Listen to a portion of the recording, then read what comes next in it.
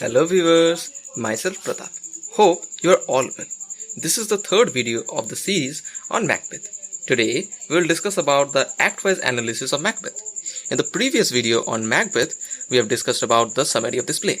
Here we will look after the act-wise analysis of it. Although it will be difficult to discuss the play in full detail, hence we will try to cover the important parts of this play. So let's begin. So first we will start with Act 1 of this play. In Scene 1, the play opens with a scene where the three witches came to an open place in thunder and lightning to meet each other. They planned together to fix a place and time where they can assemble to meet Macbeth. Their speech, "Fair is foul and foul is fair," sets the theme of the play. As through this play, the transition of the hero, Macbeth, will make us realize how the unrealistic desires contaminates his pure soul, thus making him foul from being fair. In Scene 2, the scene begins in the royal camp near Force, that is the castle of King Duncan. There we find King Duncan, his two sons, Malcolm and Donalbain, Lennox, with attendants meeting a bleeding captain. The captain was introduced to King Duncan by Malcolm, who helped him from getting imprisoned in the war against Norway, whose leader was the merciless Macdonald. The captain also informed about the bravery of Macbeth, the Thane of Glamis, who fought face to face using his sword against them. Later, the King of Norway, seeking advantage, launched a new set of armaments and a team of soldiers to start a new war. But still, the generals Macbeth and Banquo were not afraid. They fought like cannons loaded with double ammunitions and attacked the enemies with double force. The king later honored the bleeding captain and ordered the surgeons to attend his injuries. Then Ross and Angus come to King Duncan from Fife. Ross further described the king about the war with Norway. The king of Norway himself, with a vast army assisted by the Thane of Cawdor, started a dreadful war. Macbeth bravely confronted them face to face with courage. Lastly, Scotland won the battle. Sweno, the king of Norway, craved for peace from Scotland. He was not permitted to bury his soldiers at St. Colm's Inch until he pays $10,000 to Scotland for the general use. King Duncan instantly ordered Ross and Angus to pronounce death sentence against the Thane of Cawdor, the traitor. He also ordered to greet Macbeth with the same title. In Scene 3, the three witches await Macbeth and Banquo's arrival. The two generals, Macbeth and Banquo, were returning from the battle. Their way lay upon a blasted heath. They were both struck by the strange appearance of three women figures with beards on the faces and wrinkled skin. They were the three witches. Macbeth asked them if they can speak about his future. The witches greeted him as the Thane of Glamis, the Thane of Cawdor, and finally the King of Scotland. Such prophecies surprised Macbeth. Later, Banquo wanted to know his future. The witches answered him to be lesser than Macbeth and greater. Not so happy, but much happier. They later said him that not he, but his descendants will be the kings of Scotland. Finally, they vanished into the thin air. Next, Ross and Angus arrived and informed him about the kings greeting him as the Thane of Cawdor. This further confirmation of the witches' prophecies made him think that the next prophecy about his kingship would also be fulfilled in a similar fashion. Macbeth stopped to think wickedly to attain the throne by murdering King Duncan. In Scene 4, the scene opens in the royal castle of King Duncan. The previous Thane of Cawdor, the traitor, has been sentenced to death. Malcolm described the king that during his death, the Thane of Cawdor regretted his misdeeds. He never ever acted more nobly compared to the present moment. He died like a man practiced in his death, giving up his dearest life as if it was useless. King Duncan said that it was very difficult to find the mind's construction by seeing a person's face because he had built absolute trust on the Thane. In the meantime, Banquo, Macbeth, Ross, and Angus arrived at the king's castle. Duncan cordially welcomed and embraced the two generals, Macbeth and Banquo. King Duncan next decided to establish his estate upon his eldest son, Malcolm, nominating him as a Prince of Cumberland. The king also intended to visit Macbeth's castle, Inverness. Macbeth later thought that the Prince of Cumberland is a hard step for becoming the King of Scotland. he decided to fulfill the prophecy by unfair means. In scene 5, the scene opens in Inverness, Macbeth's castle. Lady Macbeth read Macbeth's letter, informing her about the witch's prophecies. As she was pondering about how to achieve the crown, a messenger came and informed her of the king's impending visit to the castle. He also informed her of the Thane's arrival. It was as though fate was placing the king at her mercy, and Lady Macbeth prepared herself to the task of murdering the king. Then Macbeth came to his castle. He also informed her about the king's arrival that day. Lady Macbeth suggested her husband to welcome the king with a smile on his face like an innocent flower, but be a serpent under it, hiding the wicked purpose. She put in his mind the thought of murdering King Duncan that night, which Macbeth hastily rejected for the time. In scene 6, the scene opens in Inverness, Macbeth's castle, where Lady Macbeth was seen welcoming King Duncan and his sons Malcolm and Donalbain and other lords. King Duncan was delighted at the sight of his castle.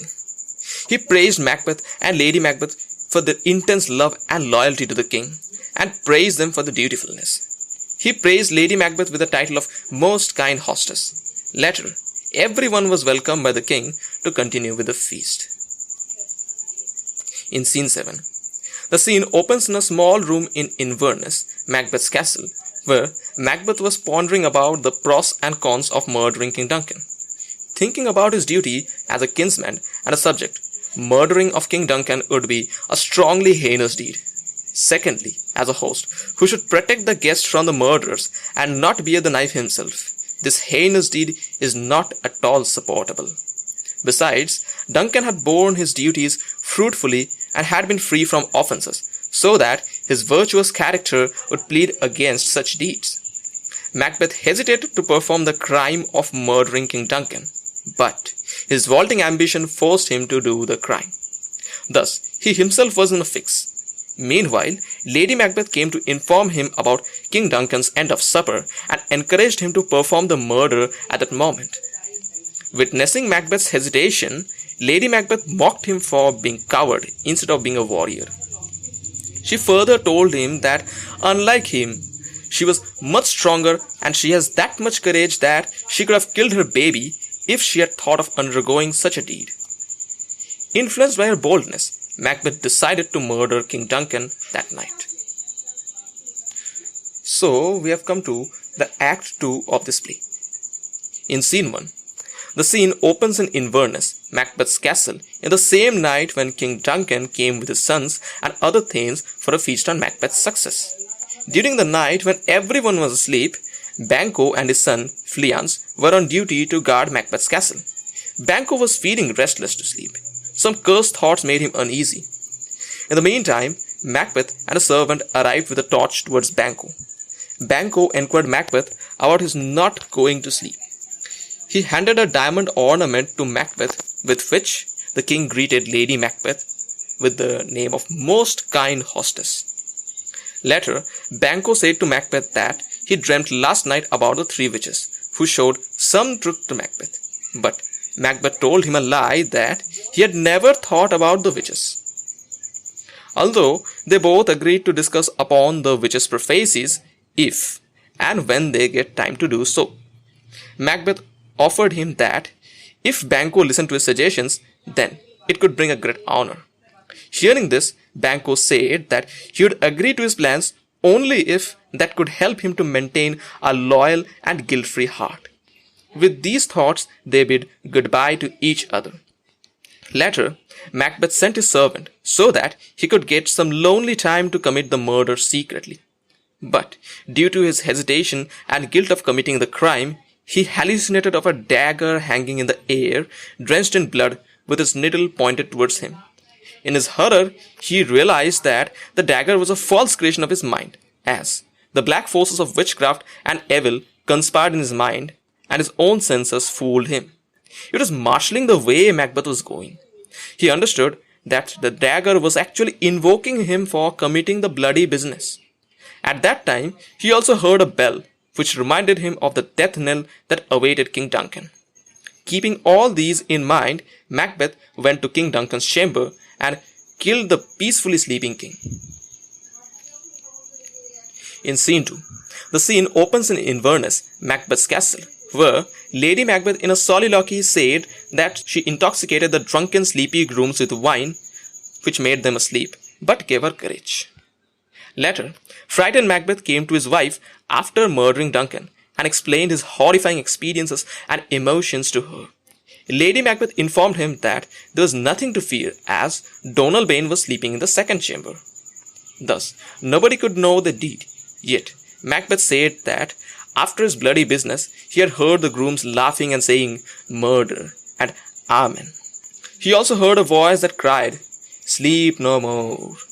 Thus, he realized that from that moment, he won't be able to sleep peacefully at night. Lady Macbeth mocked her husband's cowardness and advised him to wash his blood-stained hands and keep the daggers in Duncan's chamber and smeared the sleepy grooms with blood. But a mentally devastated Macbeth was unable to perform anything, as he was horrified by his own deed. Thus, Lady Macbeth undertook the deed. Later, Macbeth was frightened by the sudden noises of knocking. He became afraid at the sight of his own blood-stained hands and asked in a soliloquy whether all the waters of the oceans would be able to wash his hands clean. Rather, he feared that his bloody hands would incarnadine the multitudinous waters of the oceans. In the meantime, Lady Macbeth came back. Witnessing her husband in such a mental condition, she explained him that her hands were also blood-stained. And she tried to convince him that a little amount of water can clear them of the deed by washing their hands. Meanwhile, the knocking was heard much louder, and she advised her husband that both of them must dress themselves in nightgown to hide their wicked purpose. In Scene 3, a drunken porter heard the knocking at the door and fancied himself as a porter of hell, welcoming various sinners like the farmer who was hanged on the expectation of plenty harvest, an equivocator who committed treason to be true to God, and an English tailor who came to hell for stealing cloth out of a French house. The equivocator referred to here was Henry Garnet, accused in the gunpowder plot. This porter scene is used as a comic relief to release the tension of the plot, and on the other hand, it also hints that after the murder of King Duncan, Macbeth's castle is no less than hell. At last, breaking from his stupor, the porter opened the door to admit Macduff and Lennox. Macduff asked the porter about his sleepiness in the morning. The porter answered that they were drinking till the second hour after midnight. Macduff later wanted to know from him if Macbeth was asleep, but witnessing the arrival of Macbeth, he assumed that the knocking might have awakened Macbeth. He asked Macbeth if the king was awake. Macbeth answered that the king was asleep. Macduff said that the king had commanded him to call timely, but he came late. Hearing that, Macbeth pretended to be eager to bring Duncan to them. Later, Macduff alone entered the king's chamber. In the meantime, Lennox asked Macbeth whether King Duncan wished to leave his castle that day. Macbeth answered positively. Lennox discussed with Macbeth about the previous night's turbulent environment. Later, Macduff rushed back with horror to inform about King Duncan's murder. Macduff urged Banquo, Donalbain, and Malcolm to wake up and discover the destruction themselves. One by one, Lady Macbeth, Banquo, Malcolm, and Donalbain came to the king's chamber to Macduff and reacted differently to the murder. Lady Macbeth fainted and was borne away. Banquo decided for a meeting to discover the person who committed the murder. Macduff suspected Macbeth because he killed the grooms of King Duncan to make it seem their guilt. When all the lords and thanes left, Malcolm and Donalbain decided to escape from Scotland as they feared to be murdered. Malcolm, the eldest, fled to England, while Donalbain, the youngest, fled to Ireland. In Scene 4, the scene opens outside the castle of Macbeth, where Ross and an old man were discussing about the happenings after King Duncan's murder. The old man, a citizen of Scotland, discussed about how he spent the 70 years of his life, but not dreadful as the night when King Duncan was murdered. Then Macduff arrived and informed Ross that The king's sons, Malcolm and Donalbain, employed the servants to murder their father and fled from Scotland, which puts upon them the suspicion of the deed.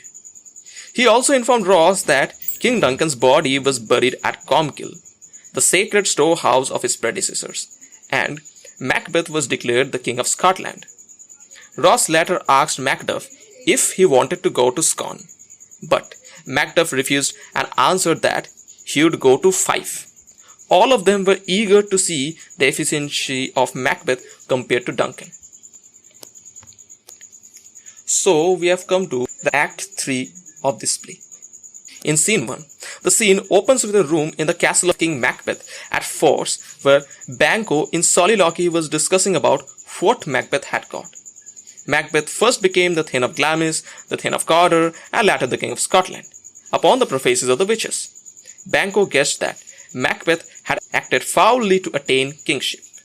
But still, Banquo's sons shall be the future kings of Scotland according to the prophecies. He would be the source of a line of kings, and it will turn true one day. Later, Macbeth as a king came to Banquo with his wife and other lords. They invited Banquo to the royal feast and demanded his presence the next day. Macbeth asked Banquo if he would depart presently on a lengthy journey. Banquo answered that he would try his best to attend the feast tonight instead of the journey. Macbeth also discussed about Malcolm and Donalbain's escape to England and Ireland respectively, without confessing their guilt of murdering their father. Banquo paid no heed, as he was in a hurry. Macbeth bid farewell to Banquo and wished his horses to be swift enough so that Banquo could come to the feast at 7 in the night. Later, Macbeth dismissed all the courtiers. In solitude, he pondered upon the prophecy that Banquo's heir should succeed to the throne after him, which made him restless. Thus, he ordered his attendant to invite the two murderers to his palace. Then, he discussed with the murderers about killing Banquo from their hiding that very day. In Scene 2, the scene opens in the palace of King Macbeth. Lady Macbeth asked her servant about Banquo's departure from the king's court.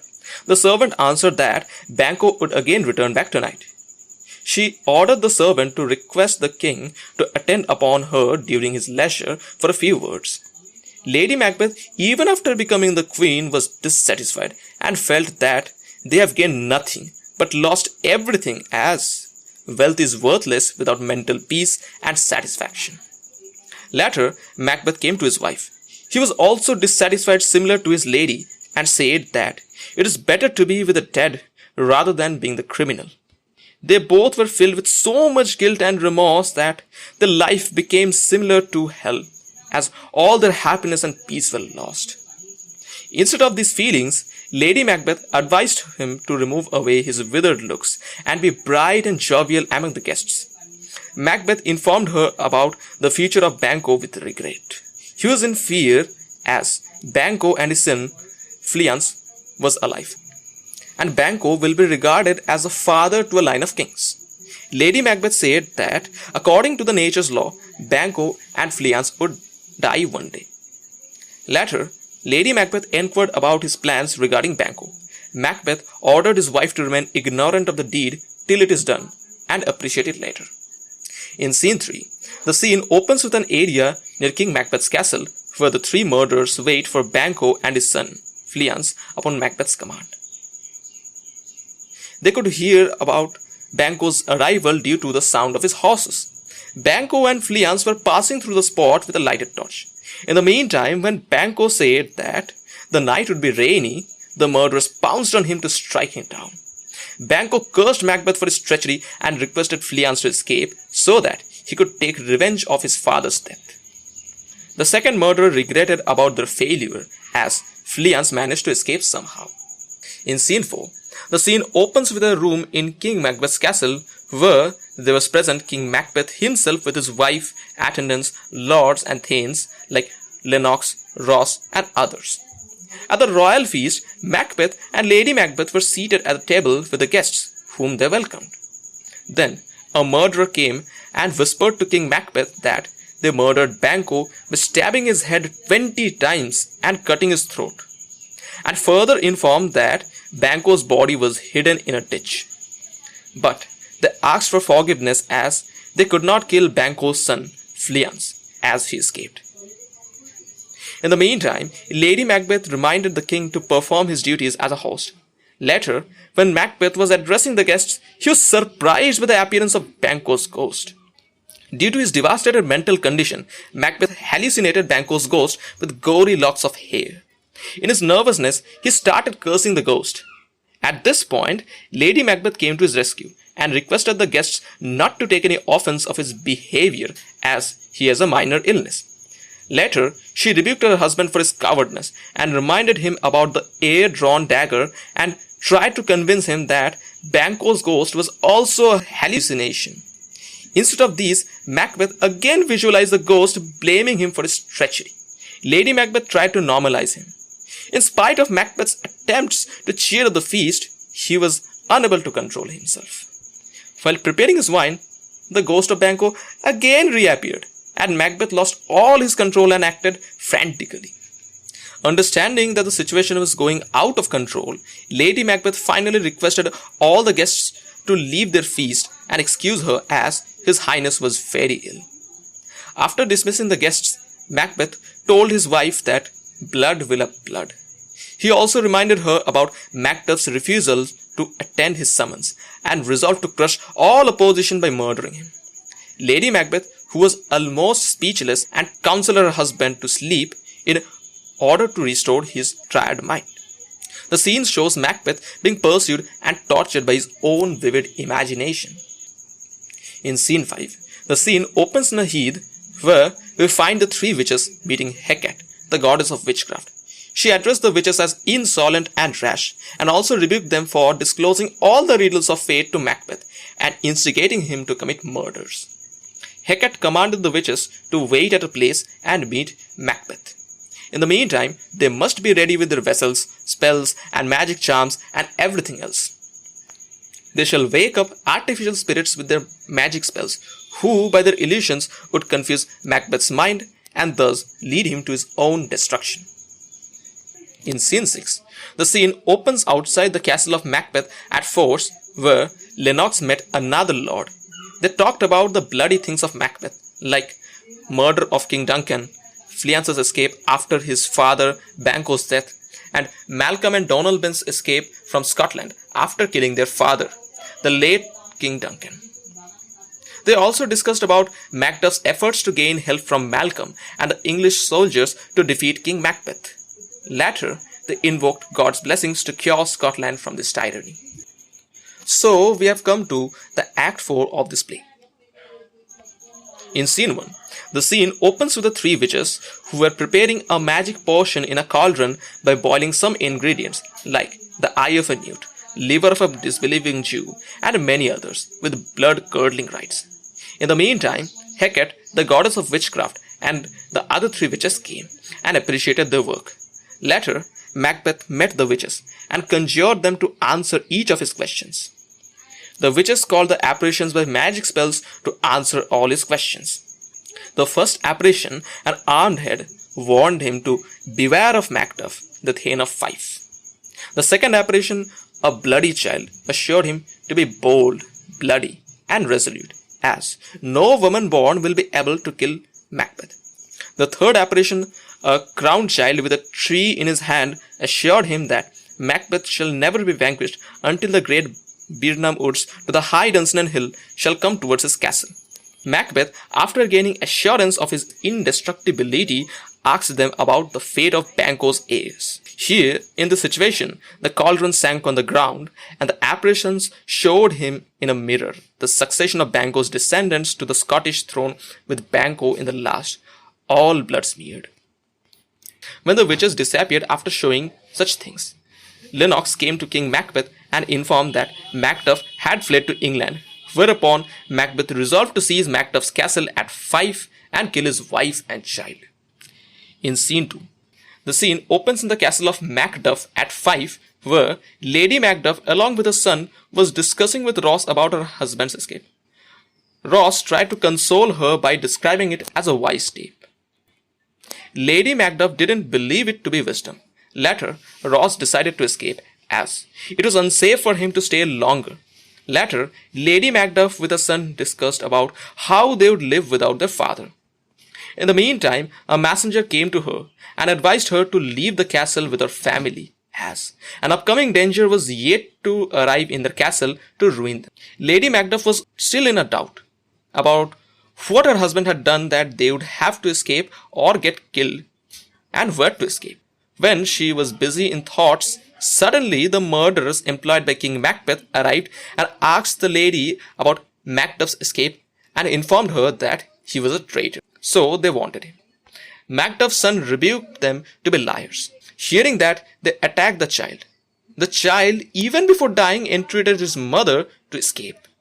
The murderers then ran in pursuit of Lady Macbeth. In scene 3, the scene opens in the royal palace of England, where Macbeth came to Malcolm and urged him to free their motherland, Scotland, from the treachery of King Macbeth. Malcolm first doubted Macbeth, as it may happen that he might have come from the King of Scotland, Macbeth, to visit England and thereby trap him in a cobweb. So, in order to save himself from getting trapped, Malcolm described himself to Macbeth as valueless, devoid of royal virtues as a prince, and lusty, but not treacherous. Hearing about such unwelcome things, Macbeth accused him to be much dangerous compared to Macbeth, dangerous for Scotland, and ineligible as the king. Later, Malcolm assured Macbeth by saying that what he said was not the truth. He was actually testing his honesty and integrity to ensure whether he came with wicked thoughts or not. Macbeth was confused by hearing such unwelcome and welcome things in a short time period. Satisfied with Macbeth's speech, Malcolm pledged for an action against Macbeth, the tyrant. In the meantime, when both of them were eager to visit the King of England, a doctor met them and told about the powerful touch of the king to cure skin diseases. Later, Ross came and informed Macbeth about the murder of all his family. For a time, Macbeth was quite unmanned due to loss of his family. Then, Macbeth resolved to strengthen himself with Malcolm by converting his grief into anger for proper revenge, as Macbeth was ripe for shaking, and they would reach Scotland with English soldiers and the generals like Seward's. So we have come to the Act 5 of this play. In scene 1, the scene opens in the castle of Macbeth at Dunsinane, where a doctor of physic and a waiting gentlewoman discussed about Lady Macbeth's health and activities which she observed for 2 nights. Lady Macbeth was suffering from sleepwalking disease. She was walking after getting awake from a sleep and continuously trying to wash blood stain from her hands by rubbing them, which the doctor described as unnatural deeds. She, when awake, was soliloquizing about the murder of Duncan, hallucination of Macbeth regarding the hanging dagger, and bloodstains which was impossible to wash by the waters of the ocean or Arabian perfume, Banquo's murder and the ghost of Banquo in the banquet, and also about Lady Macbeth's murder. Hearing of such things, the doctor said to the gentlewoman that only divine power can cure the lady of such illness, because it is far beyond diagnosis. In scene 2, the scene opens in the countryside near Dunsinane, where Menteith, Caithness, Angus and Lennox met each other with the English soldiers. They discussed about whether Donalbain from Ireland was in the team of Malcolm. Lennox assured that Donalbain was not in the team. They discussed about King Macbeth's madness about fortifying himself at Dunsinane. Caithness wanted to cure Scotland of tyranny. Later, Lennox eagerly marched towards Birnam Woods for the action. In scene 3, the scene opens in the room in the castle of King Macbeth at Dunsinane, where Macbeth, in anger, ordered the attendants, servants, and the doctor not to bring any further news regarding Lady Macbeth's illness. He did not want to lose his strength till the Birnam Woods come to the high Dunsinane hill. He boasted about his indestructible position, as the witches had prophesied him that no woman born like Malcolm will be able to kill him. Later, when a servant informed him about the approach of 10,000 English soldiers, agitatedly he dressed up for the war. He also grieved about his friendless state, thinking about the situation. In the meantime, the doctor reported him about his wife's mental illness. Macbeth suggested him to prescribe good medicines. The doctor later answered that his wife's illness is far beyond diagnosis. only divine power can help out with a patient's mindset. Macbeth mocked him to feed his medicines to the dogs, as he was at that time busy in war preparations with the general Satan to cure the illness of Scotland. Later, the doctor planned to escape from Dunsinane, as he thought about his intimate loss for not being able to cure Lady Macbeth's illness. In Scene 4, the scene opens in the countryside near Birnam Wood, where Malcolm, Siward, Siward's son, Macduff, Menteith, Caithness, Angus, and the English soldiers were marching on their way to Scotland. Siward asked the name of the wood on their way. Menteith answered that it was the wood of Birnam. Malcolm ordered every soldier to hew down a bough and bear it before them while marching, so that they can hide their actual numbers, making them seem like the moving woods of Birnam towards the high Dunsinane hill. They thought that with such preparations, Macbeth would be afraid, and then it would be easy to start a war with Scotland.